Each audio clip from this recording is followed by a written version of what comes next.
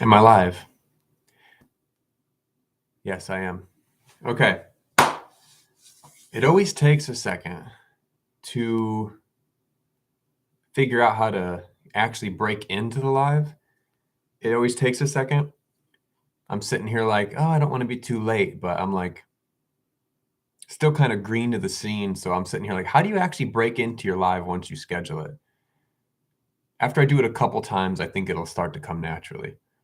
But for now, it's like, it's almost like I'm knocking at the door to get into my own live. I'm like, all right, I'm ready, guys. Let me in.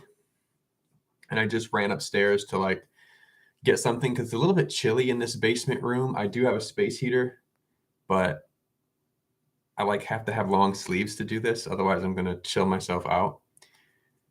And so I kind of want to. I think if I do this more often, I'm gonna have an icebreaker first, something either a show and tell or like a narrative or something on my mind that I want to spill out. And I had one or two things that I wanted to spill out about a little bit ago, and now I can't remember them because I didn't jot them down. A lot of times my mind is like a constant reel of all kinds of sorry, I had to test the audio. All kinds of all kinds of things happening at once. But let me pop up a whole nother tab. Hold on.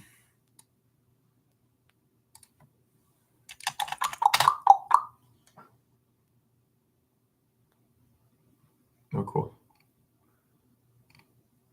Boom, boom, boom, boom, boom, boom. Boom, boom, boom, boom, boom, boom. Boom, boom, boom, boom, boom, boom, boom, boom. I'm gonna check the different lighting. Hold on.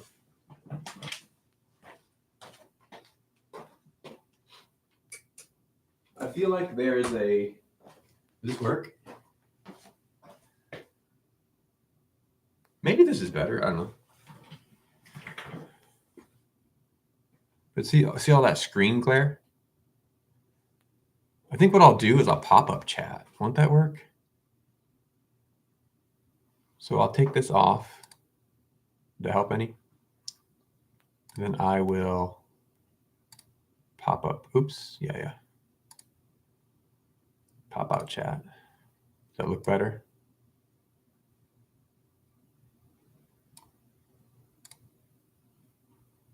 That might look better.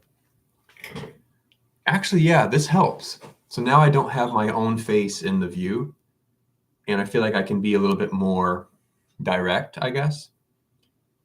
But I also can't see how many people are watching, which is also probably a good thing. Yeah. Okay, so where'd it go? Where did it go? There it goes. Okay.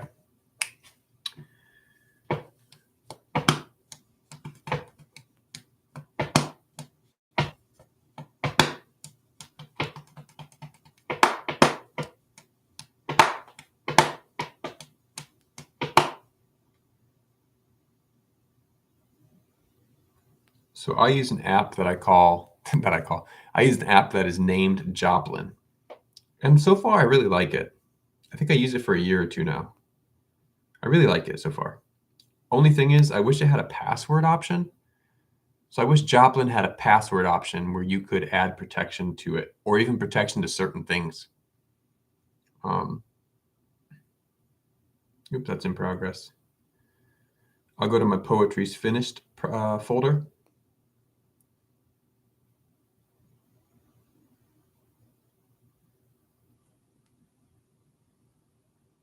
The Carpeted Room. Yeah.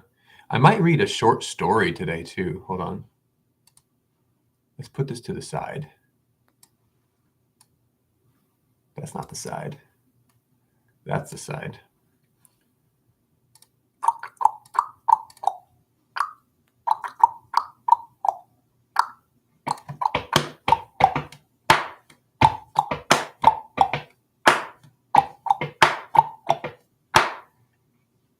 Is that... Does this get darker? I don't like all this glare on the glasses. All right, let's go into it because I think I need to treat this. I think I need to treat this like it is an actual show. Yeah. All right, let's get into it.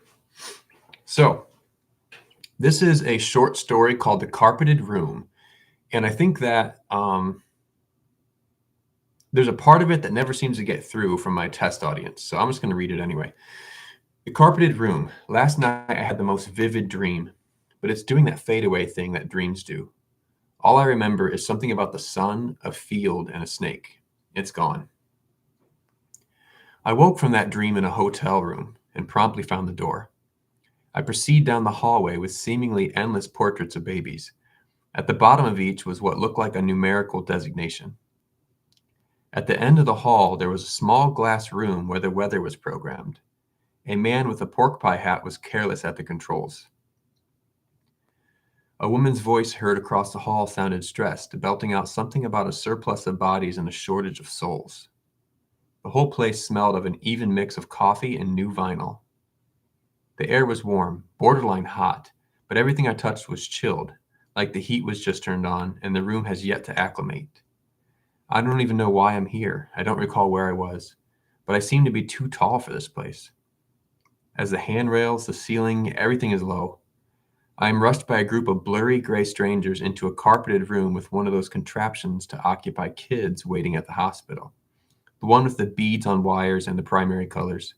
They had several things to occupy time, which to me looked silly since time didn't seem to be a part of this place. There were blocks strewn across the room, and in the corner of the room lived a small playhouse with a carpeted ramp entrance and a tinted bubble window. The whole scene was terribly familiar. I experienced an absolute nagging sensation, like a voiceless person was calling for me in the playhouse. So I got on all fours and ducked my head as I shuffled up the carpeted ramp and closed in on the slide. It must lead outside since I can see some light. I figured what the hell and took a head first like old times. The slide seemed to be clamping down on me. It became evident that the walls were always in, and I felt as though I was putting wet clothes back on after being blissfully dry. I felt like I knew everything that the universe knew and that I was deeply sad about forgetting it all. I started to cry.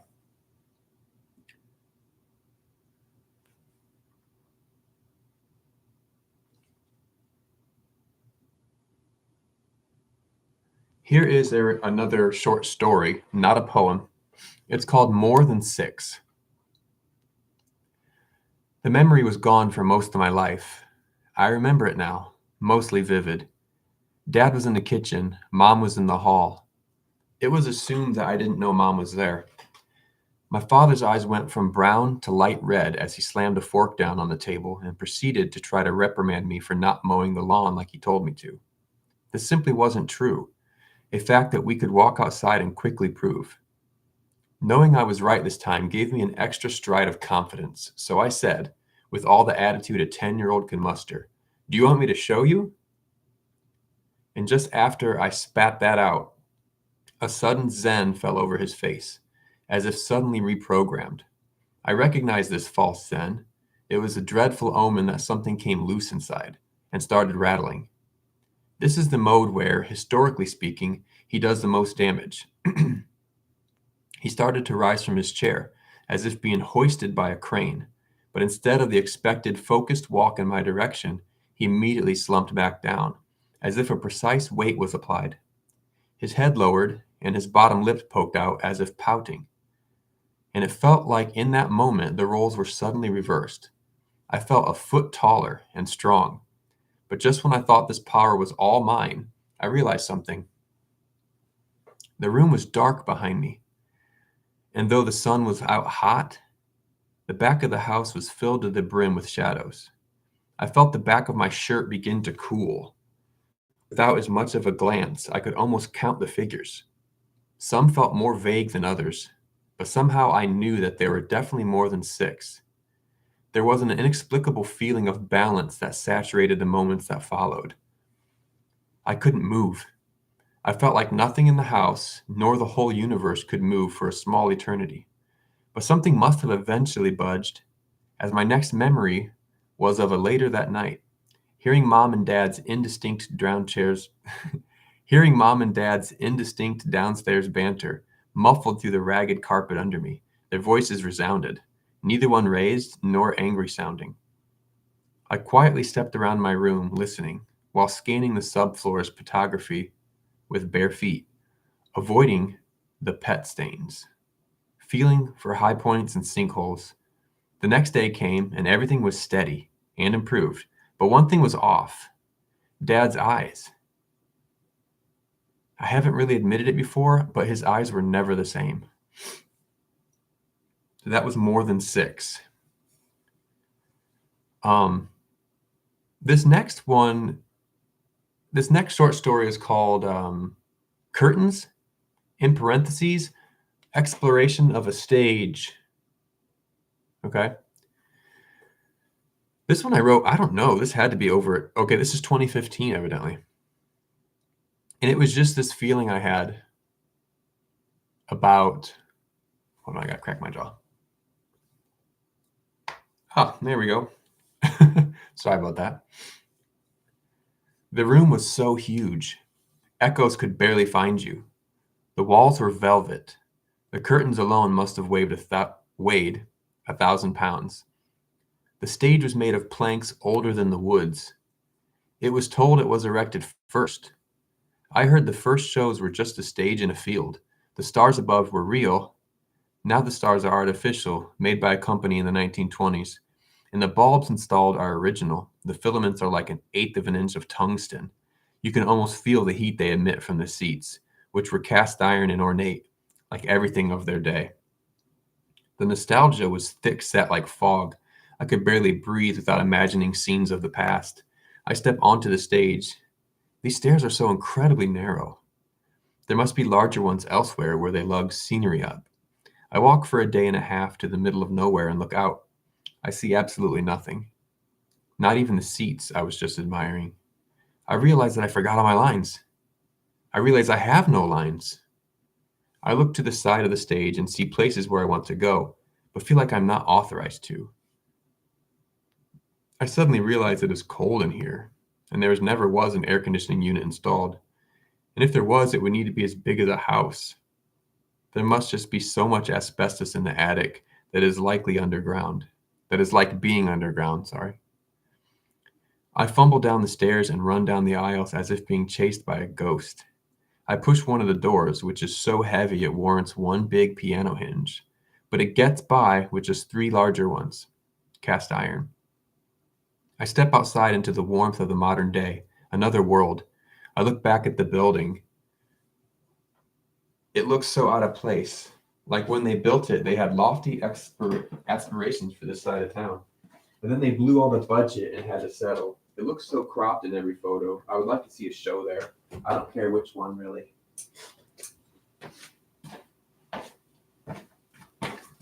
I'm going to go back to the regular lighting. Stitches. Whew. I just realized I'm not even in my, no wonder there's so many stories. I'm in my stories folder, not my poetry one. Okay. Ready? Okay. Early summer, 1991, Ohio. A mother carries her youngest son to the local mini market. He is slumped over her right shoulder. The walk is only a few blocks away. The child certainly sees the world different than anybody else at this age or any other. The pair makes it 2/3 of the way to the store, passing by a small white house on a corner lot. An unassuming shack with a small yard and only road parking. There are 2 figures out in the lawn, one digging with a shovel and the other leaning against a pitchfork. The mother doesn't pay any notice to them, but the child perks up to see, struggling for a higher perch on mom's shoulder. Mindful not to tangle in her hair, but situating for a better look. For a view of these people, they looked old. Perhaps the child has never truly encountered the elderly before. As a child of 5, even grandparents could feasibly be under 50. But no, these folks had to be really old. Morbidly old. or maybe not even real, since their faces looked to be made of cloth. Dark, deep, wrinkled cloth, or maybe burlap, but with drying mud clogging all the tiny openings. As Mother walked on, the kid could only stare, and as the scene grew distant, it appeared the one with the pitchfork lifted it right up and proceeded to quietly plunge the tines right into the face of the one who had the shovel.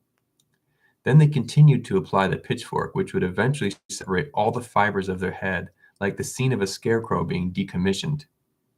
They made it to the store, buying milk, cigarettes, and gummy bears. The walk home was slower paced, more focused, leisurely. The kid used their own 2 feet this time, held Mom's with his right hand, and dangled a bag of candy with his left, the package flailing about like a country flag flown at half-mast. Now, a third of the way home, they approached the shack again, which now seemed a darker shade of white than it was before. Maybe the sun was behind a cloud. No cars were parked on the road, and the orange sign hung on the door, all of which may have been there before. Nobody was out in the yard, and there were 2 uniformed mounds of fresh dirt. The child paid no mind, blissful with acquisition of candy. But Mother turned to notice. I do like that one more than I did before.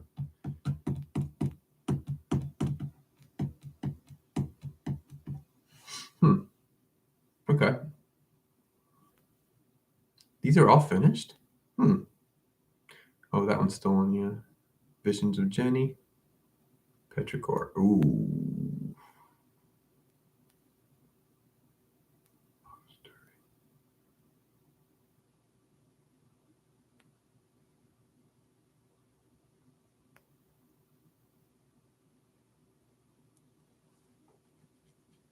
I'm probably going to read this one again if I get some more viewers because I like this one right now. This is called Petrichor. There's some preface. She didn't know she was walking around dead until she went out into the rain and didn't get wet. Her letter from the other side, scribbled on frayed paper. It's like I pictured, but not like before. I still go to the park, the market, the shore. I glide down the hallway without ever touching the floor. I enter any room, ignoring every door. Now I've been to the island, and I've been to the main, and there's nothing that I miss except the feeling of rain. Almost morning, once decomposing, on a bed of black. Her angel leaves the room, never to come back. Ghosts crowd the old highway. A trail of fog envelops the driveway. Something vague checking in, standing like a pole out by the road. It can wait forever. She might wait longer.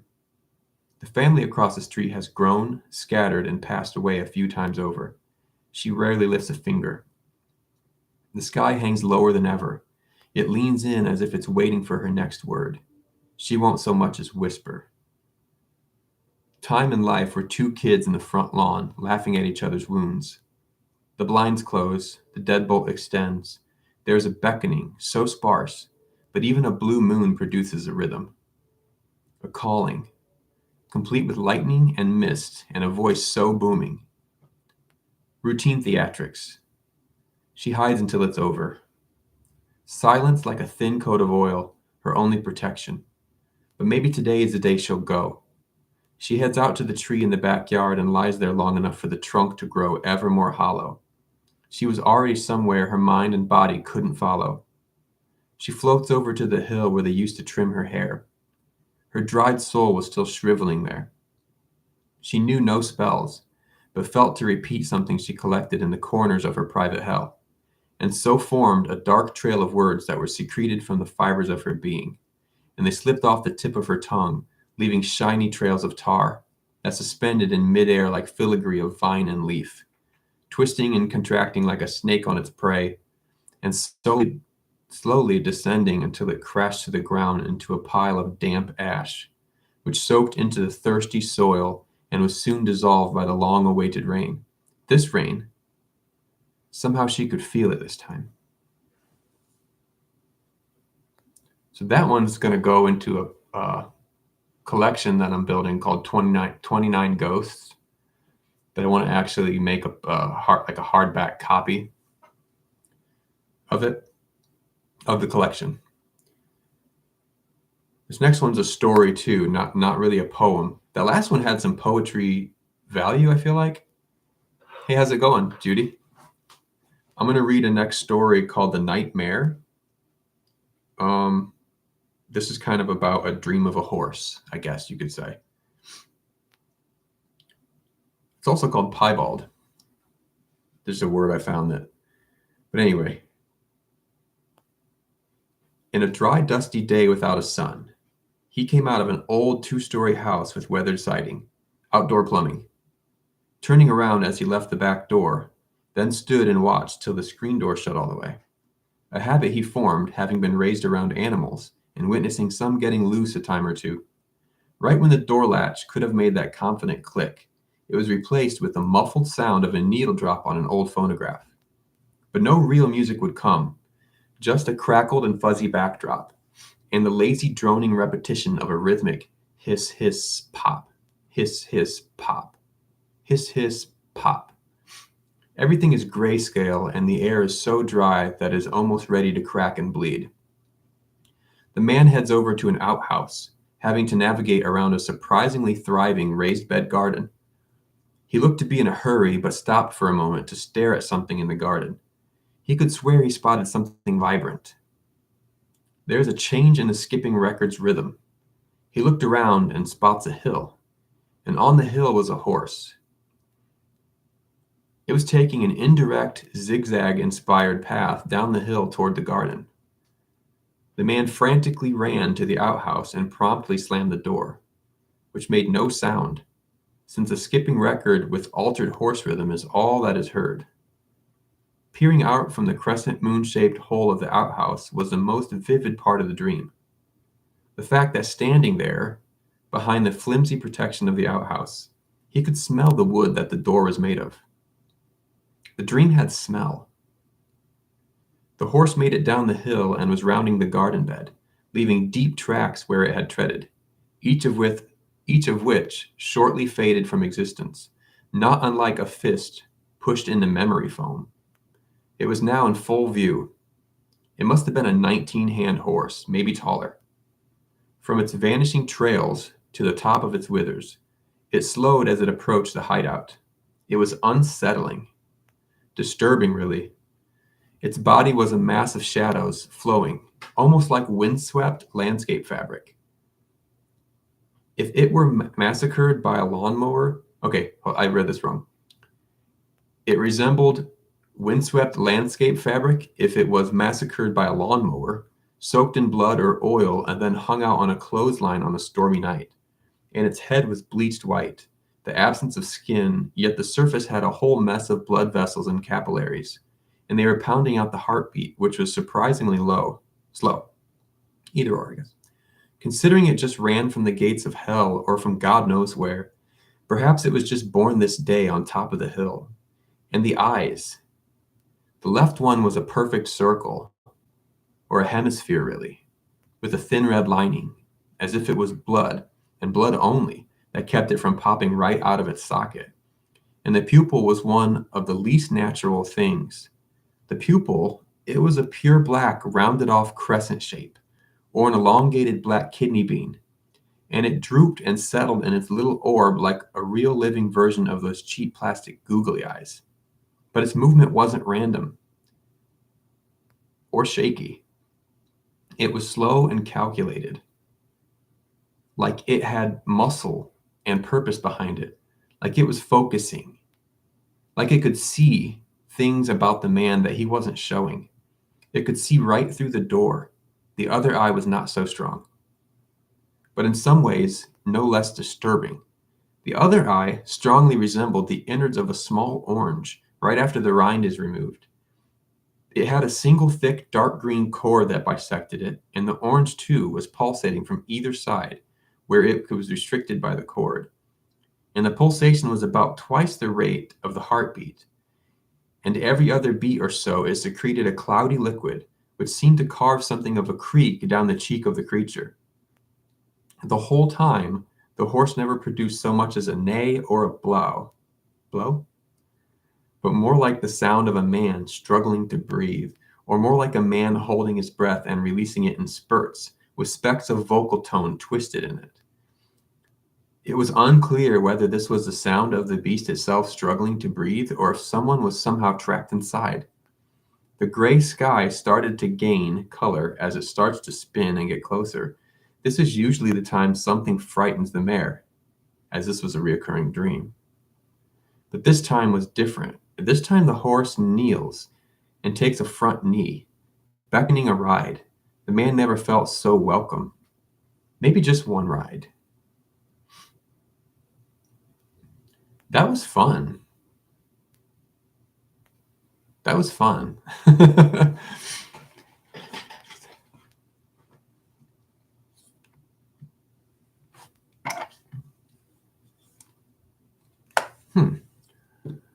That was fun. I think that reading these out loud makes me want to tweak them a little bit. And reading that one aloud was kind of scary.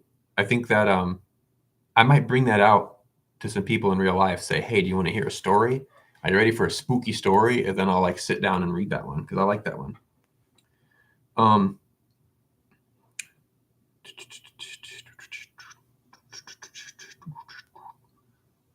Wet towels. Who's ready for wet towels? This one's kind of scary too, in a way. It's also about a dream, and it's not from my perspective. I feel like I have to say that as a writer, like not everything's from my perspective. I think that's a given. Are you ready? I feel like an old man. I'm tired. I don't subscribe to much. Never had a spiritual awakening or ghostly encounter. Not superstitious either, but there were a few small things throughout life that I did do just in case. I know the mind can play tricks on a person. I know a few good people who succumb to just that. There aren't too many folks that I can trust any farther than I can throw them, but I have a tendency to dwell in the past. But I do have one story that still gets to me from time to time. It starts with a dream that I had when I was 12. I was alone at my friend Devin's house. Of course, in a dream, it was nothing like the house really was. I couldn't find anyone. I was even looking in cupboards. I never knew that was possible to sweat in a dream. I silenced the timer and noticed something dark rising from the top of the cracked oven door. It looked like smoke. It only rose so high and then stopped. It wasn't smoke at all, it was human hair. When I opened the door, I noticed it was also being forced from the other side. Devin's mother came tumbling out of the oven. She was smiling ear to ear and giggling like a little girl. It must have been really fun in there. I awoke before I could see if there was anything or anyone else inside the oven. A strange dream indeed. But that's not the worst part. At school that following week, did I say week or week? At school that following week, Devin was absent. We later found out that his mother had passed away. Our teacher all had us make condolence cards. I didn't know what to write in mine. I never really knew anybody that died before. I drew a thick stick figure with a huge, obnoxious smile, revealing oversized, multicolored braces. The figure was nearly surrounded by circular text which read, "Don't tear up, cheer up." It was the first thing in my life that I specifically regret writing. I never did get any feedback for the card, which is probably for the best. Devin and I stayed friends throughout high school until he moved away to Dayton shortly after graduation. Our friendship was neither weakened nor strengthened after the death of his mother, but admittedly, I recall always feeling like I had to sort of watch what I said around him because I was always afraid of something stupid coming out of my mouth. Looking back, that was really a me problem. Fast forward to my early 40s, I was actually attending one of those high school reunions that you always hear about. Devin didn't show up, and nobody expected him to, but Jake did. And Jake was Devin's best friend during high school. And Jake was a super blunt, outspoken variety, who also often lacked tact and timing. And he said something that stuck to me like a thorn in the side. He happened to let mention the cause of death for Devin's mom. It turns out she died from asphyxiation from keeping her head in an unlit gas oven. This didn't sound as strange as it could have, since I remember this was the method opted by Sylvia Plath.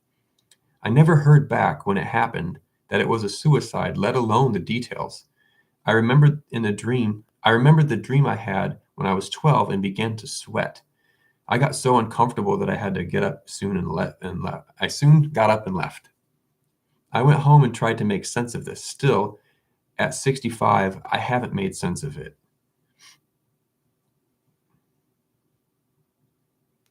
So let's go to the actual poetry now. Those are short stories.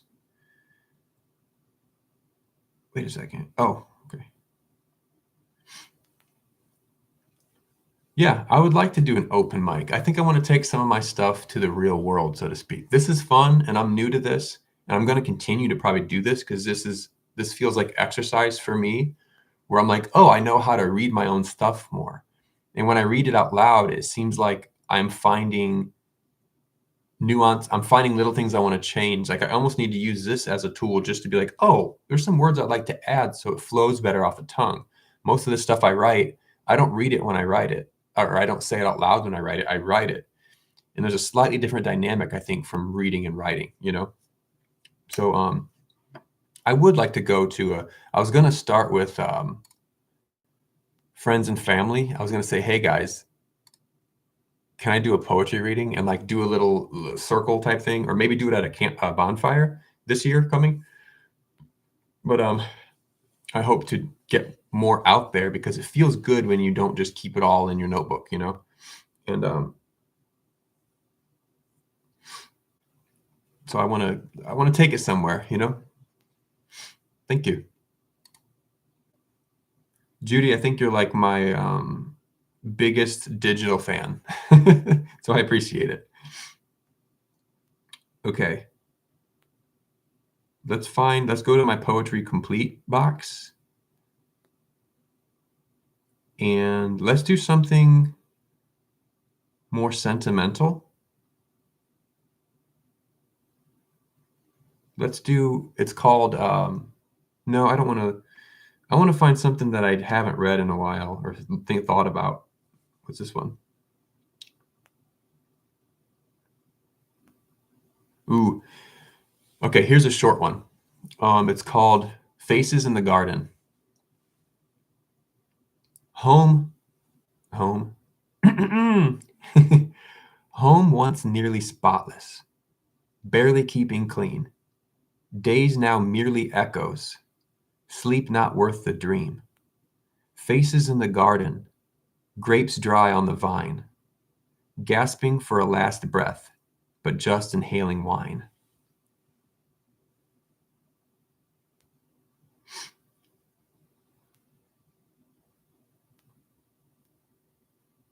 Oh my gosh. This one, I'm gonna go between like dark. I'm gonna preface a little and say this one is blank. This says it was okay. Hold on. I'm still, but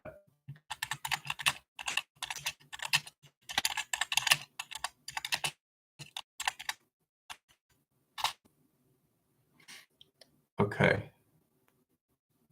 Okay, out because I keep no. How jolly is how tippy is your toe?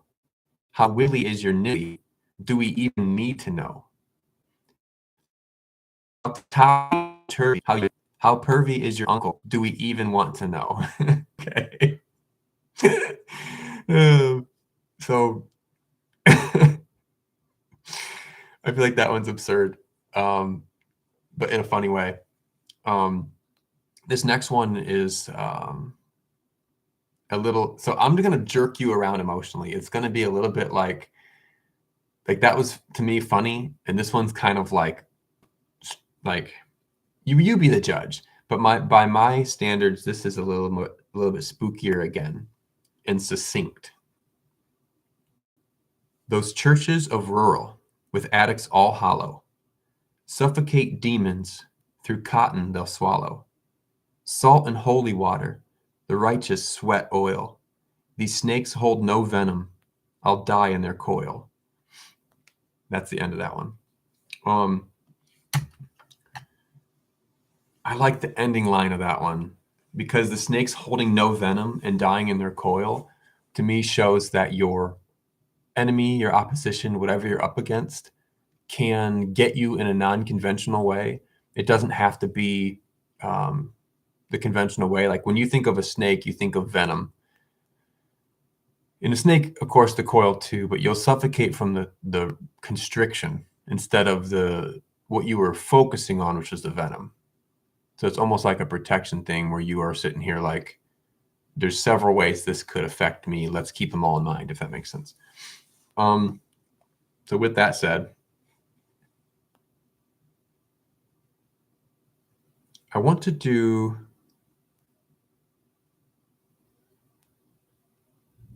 okay. I don't even know. I haven't seen this one in a while. It's called Tomorrow I'm Buying Roses. She was such an amazing thing. I knew it some of the time. The way she'd tell her stories, the way she'd sip her wine, the way she looked so eager when discussing modern times, in the moonlight in the evening, in the sun that would often shine. But I always kept her waiting, never ripened on the vine, and affection was kept in, never felt like the right time. And we failed by convention, our marriage cast aside. But the love is truly endless. It's all part of the ride. But tomorrow will be different as the birds begin to chime, and the sun will shine once more, and I'll make up for lost time. Yes, tomorrow will be different. I will fess up to the crime. We will see us both as equals, not see as a wasted time. Tomorrow I'm buying roses. Wow, I kind of like that one too. And it's fun because there's some of these, like, I don't remember writing that exactly. You can't remember everything, but. Oh, this one's fun because this is called Row, like you're rowing a boat. And this one, like, was templated. So I was listening to a song from, what's it called? Fleet Foxes. I don't remember the name of the song, but I basically wrote different lyrics to their like rhythm, and this is what came out. Forward, I feel like this came out. Forward, we're swift, fetching our goods, for every clue buried well below the dirt. Stuck on a wind, forget the birds, for every seed you found trampled by the herd. I was in you, I saw your mind, for every time you stomped out in the snow blind. I loved you then, you rose to know. I'll leave you here, there's just something I must know. We're on a boat floating speechless, going out seeking secrets. I am gaining tired, growing seasick. We will die by the oar before we reach it. Wow, I like this one too. It's funny to like feel like I'm reintroducing myself to my own work. I think that's really why I'm doing this. The weather as it was. This is like the shortest thing I've seen. The weather as it was. The storm is far behind me. I can remember the rain. My childlike open mind filling up with no drain. Wow. Huh. It's funny because like when I make a bunch of like I have hundreds of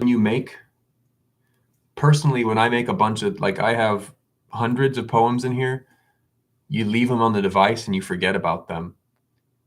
And they almost get homogenized because it's all like just on a screen. It helps me when I type a few out on the typewriter or say a few out verbally or think about a few to keep them in different like forms of being. And it just makes them realer, I guess, if that makes sense, you know? So I think I need to get a couple of these directly to people's ears again so I can feel like I'm exercising my creativity. And writing is something for me that I wouldn't mind trying to pursue it as like, I wouldn't mind like going to more competitions and stuff and trying to make it like a career, which is completely new to me because I've been so shy about making passions to profit because I'm worried they won't become passions. But with writing, because I like writing and music and a couple things, I feel like if I made one of them a job, I still have another hobby or passion to do in my own time. And I'm trying to take up painting too soon this year. So I'm really excited about some of these things. But writing feels like a whole form of magic for me. And it is. It is a form of magic. But let's do some more. Any port in a storm. Okay. This one I wrote with somebody in my, like, I wrote this one to somebody for some reason and then kept it. It's called Any Port in a Storm. Feet soaking, the shores more muddy. Deep ocean, with both oars bloody. For a gem, was the whole earth mining, or something shiny, a goal worth pining for? Water leaking in, towards protection I am rowing, not seeking end, just direction worth going.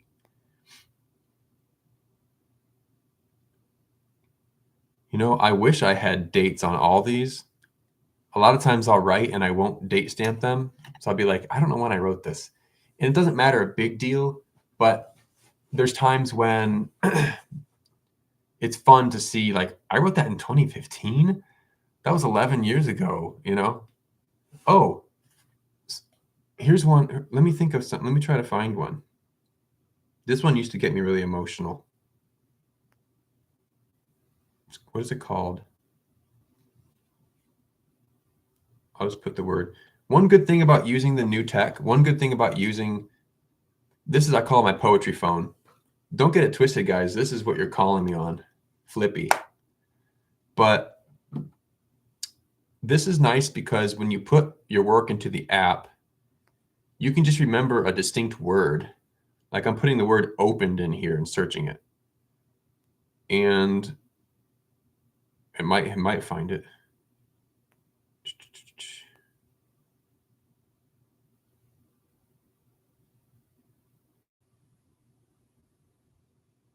Okay. Let's try this. This isn't even the one I was looking for.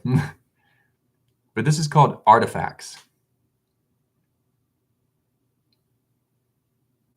I didn't think it would hold up. It was old when I found it, and I opened it 1,000 times. It had paper hinges. I thought it was a poor design. I kept thinking it would disintegrate, decompose.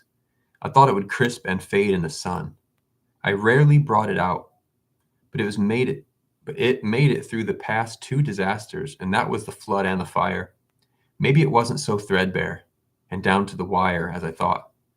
I stressed on it. I questioned it. I thought I was protecting it, but I should have shown it. I should have shared it. I want you to see this. So that one's cool to me. Now, again, I don't like to always try to explain because I think the listener should make their own opinion on it. But sometimes I just can't help but like mention it. This piece called Artifacts is like, to me, it like represents anything, whether it's a physical thing or a notion that you hold and you try to protect it. You almost try to own it too much, where you should have brought it out and just wore it out. It kind of pertains to like when you have a really nice car and you barely drive it. And so this is kind of like a gift somebody has that they thought they were protecting it, but they ended up having to realizing they should have just used it. Thank you, Judy. Thanks for stopping in.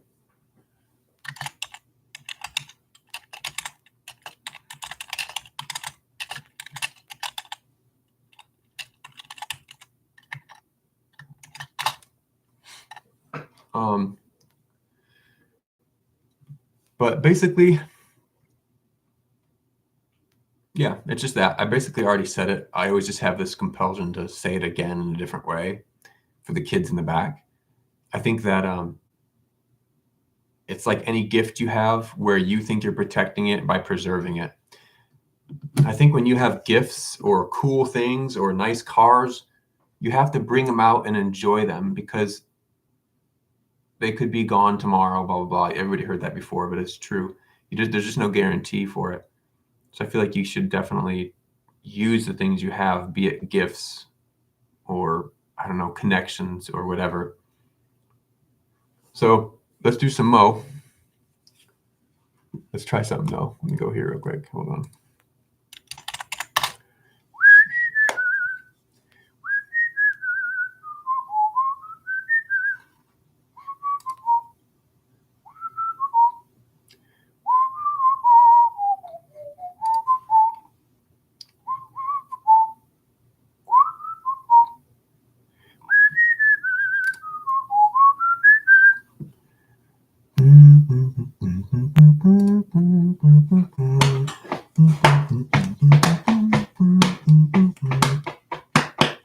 Oops, that's the wrong device. Okay, let's do mow. Look at this. Okay. You know what I should do? I should put a prop in there. Look at this.